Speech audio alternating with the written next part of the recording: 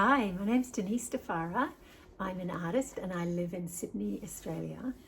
And I've been having a little series talking about starting a Patreon. What I've come to the conclusion of is I do not have the numbers that you need to make a Patreon worthwhile. And as much as I would love to do the things that I've been talking about, I've realized I just might have to modify some things, and some things I think might belong in a private little course, and others I'll have to bring, or I want to bring into my YouTube. So what I need to do, I realized, is I just need to focus on one or two things. My most important thing to focus on is my art practice. And I realized as I was starting to wake up in the middle of the night, ruminating, overthinking, or the first thing I would think about in the morning is concerning myself as to how I could make it work. That is a really clear message for me at this time, that it's not the right time. And I would just be adding perhaps a burden to my list of things to do. And I already don't do the whole art business thing very well.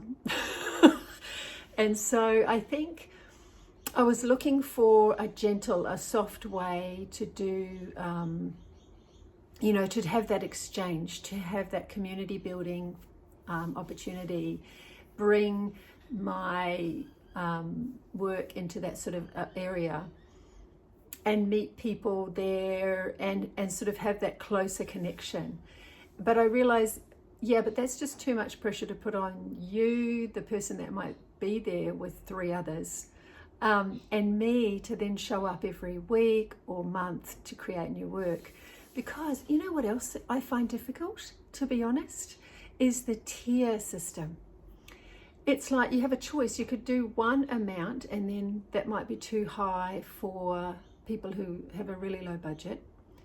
And then you have this, like example, $3, $10, $20, for example, Australian, that's different over in other currencies. But what I noticed is then the $3 one, you might buy me half a cup of coffee because of the prices here, right? And then, you just get this little thing. And then the next tier up, they get a bit more. And then the next tier up get even more. And so it's so difficult to think of what to include and then feel bad for the people who can't afford that one. And there's all that goes through. And this is the thing about being highly sensitive. It's like you overly are aware of your own sensitivity, and then you sort of apply that to everybody. So that was one of the areas I noticed I was getting a bit kind of lost and confused-ish. But also this realization that all of these apps, there's Facebook and Instagram, and then we have YouTube, and then we have Patreon. And Patreon is presented as being a wonderful way to connect with your community, and your community then can support you. But I've noticed, as an example, I've followed along a little bit with The Unexpected Gypsy. I didn't see her videos from the very, very start of her journey. I believe she might have started during the pandemic.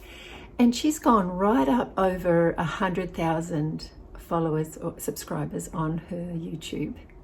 And then she's got a Patreon. And I looked at that, and it's only just over 2,000 Patreons. So I thought, well, there's kind of an example of somebody she shares from her heart. She makes the art that makes her heart sing. She has this beautiful studio filled with plants. She shares her life, and going to the market, going for walks, going into the forest. She's got this lovely presence that she brings to her videos. And I can tell they take a lot to make, those videos.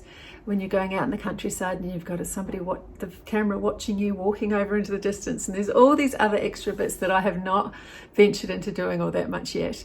And so not to compare, but to observe, to use that as sort of information and to inform me as I'm trying to look into this opportunity.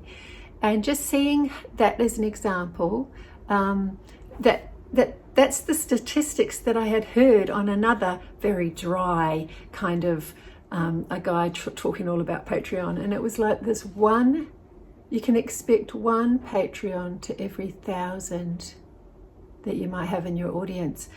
That's not sustainable for a tiny following. It's just not sustainable to give yourself another job that you have to create for.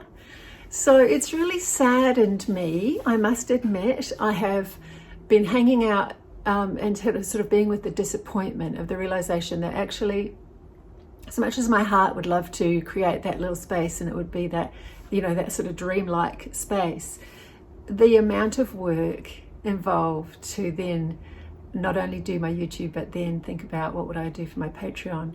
And like I said, I think that feeling, maybe the word's beholden, not sure, maybe. And also too, the other part of it is that you have to then continually sell. You have to continually sell that I've got a Patreon, would you like to join my Patreon, and that kind of thing. So selling is my least favorite thing as well. It's so challenging. And I might talk about that in one of my YouTubes one day about, I mentioned it a while back, the idea of conscious marketing and stuff. And I'm still learning about that. I think that's what I've come to. It's not the right time. I don't have the numbers to make it viable, to put the work into, and I will just continue to grow my YouTube. And that's really an interesting process in itself. And in the way that what I notice is when I am non-attached to the numbers of it, it's a lot easier in my body to just be with the ups and downs of it. I think as I go, I will have to learn a bit more about the analytics, maybe learn a bit more about what do people want, and find that crossroad between what I want to make and what people want. And in the meantime, I love the connections that are starting to be made, and the comments that people make when they do make a connection with my videos is so lovely, and I really appreciate that. And you have no idea how that is kind of fuel for the fire to keep it going, actually. So thanks for that. Thanks very much. And for those who were maybe looking forward to my Patreon idea after watching this little series, just get in touch, send me an email or a message under a YouTube and tell me, you can tell me what it is you'd love to hear more of or see. What was it you were looking forward to? And I'll see if there's a way I can bring that into my YouTube videos, my regular weekly one.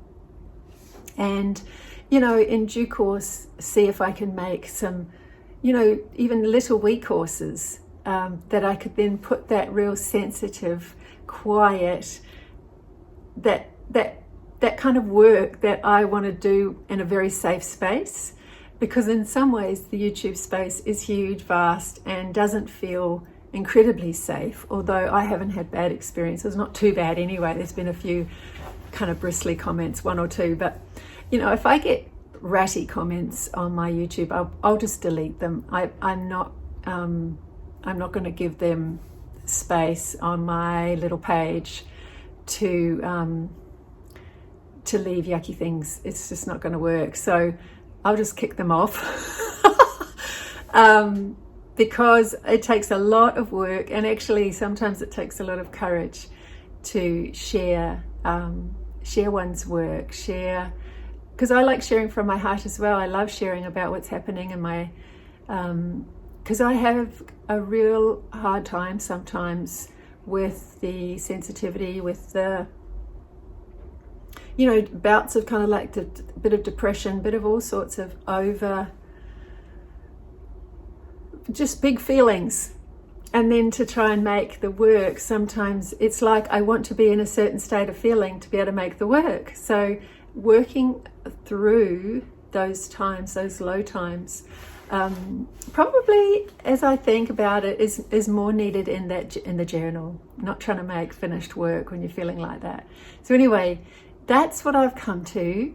And so yeah, I'll just keep seeing you on my YouTube Fridays, probably Fridays in Australia, and I'll see about if there's a way I can make these kind of chats separate to the art ones. Not sure, but I think at the moment I just need to take the pressure right off of having to do 2 videos a week. One's enough at the moment, and see what wants to spontaneously flow out instead of trying to squeeze some things out in a most uncomfortable fashion. Oh, that's not too graphic, but anyway, thank you so much for joining me, and I look forward to connecting with you along the way. Bye.